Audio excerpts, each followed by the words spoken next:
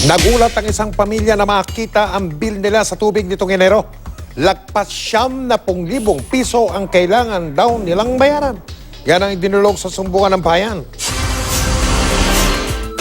Bayarin sa tubig na aabot ng mahigit 70,000 piso. Yan ang reklamong ipinadala sa sumbungan ng bayan ng pamilya Quanico. Ang konsumo ay para lang daw sa buwan ng Disyembre 2018 hanggang Enero ng taong ito. Ikinagulat ito ng pamilya, lalo't ang karaniwan nilang bayad sa tubig ay mahigit 2,000 piso para sa konsumong 40 hanggang 60 metro kubiko. Aming idinulog sa Manila Water ang reklamo. Maraming dahilan kung bakit tumataas ang konsumo. Una, yung talagang tumaas lang ang konsumo, no? Mas malakas ang gamit. No?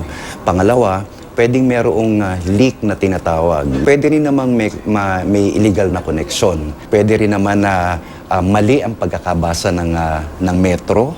O kaya pwede rin naman na sira mismo yung metro. Sa investigasyon ng Manila Water, may tagas daw sa loob ng bahay. Nagkaroon ito ng parang leak test. Tiningnan natin using paglalagay ng valve, no? At ito ay na-witness din ng customer. Kailangan daw sumailalim sa tinatawag na repiping ang mga tubo sa loob ng bahay. Pero sagot daw ito ng nagre-reklamo. Ang kontrata ng Manila Water ay magbigay ng tubig hanggang metro lang.